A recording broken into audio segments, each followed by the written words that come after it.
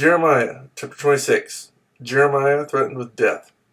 Early in the reign of Jehoiakim, son of Josiah, king of Judah, this word came from the Lord.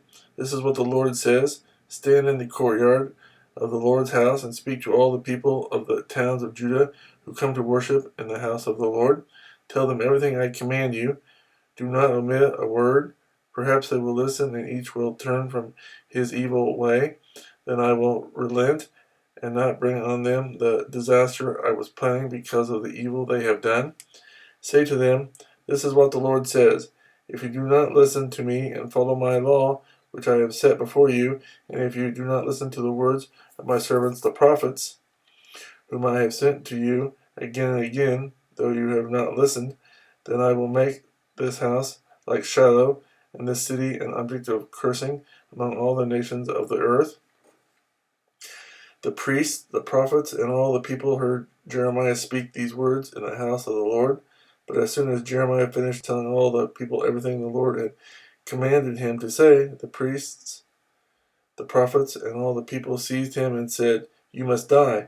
Why do you prophesy in the Lord's name that this house will be like Shiloh, and this city will be desolate and deserted? And all the people crowded around Jeremiah in the house of the Lord.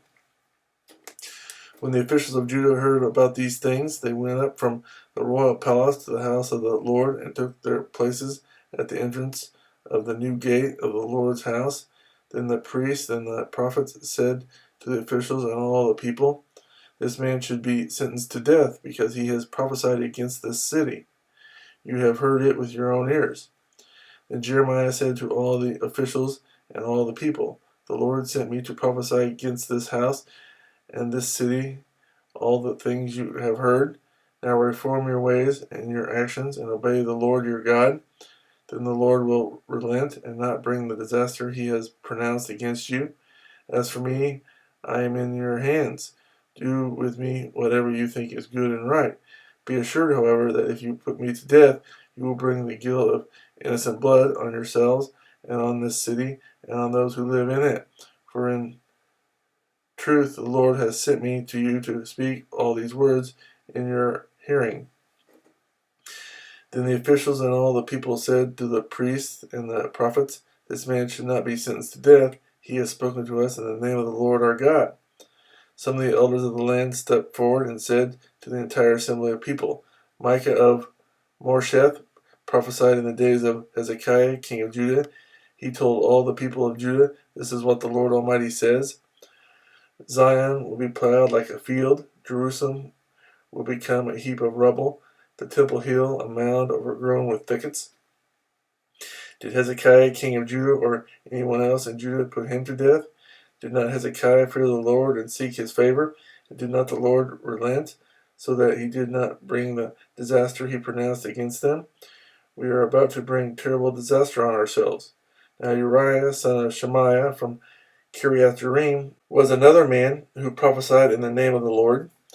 He prophesied the same things against this city and this land as Jeremiah did. When King Jehoiakim and all his officers and officials heard his words, the king sought to put him to death. But Uriah heard of it and fled in fear to Egypt. King Jehoiakim, however, sent Elnathan, son of Achbor, to Egypt along with some other men. They brought Uriah out of Egypt and took him to King Jehoiakim, who had him struck down with a sword and his body thrown into the burial place of the common people. Furthermore, Ahikam, son of Shaphan, supported Jeremiah, and so he was not handed over to the people to be put to death.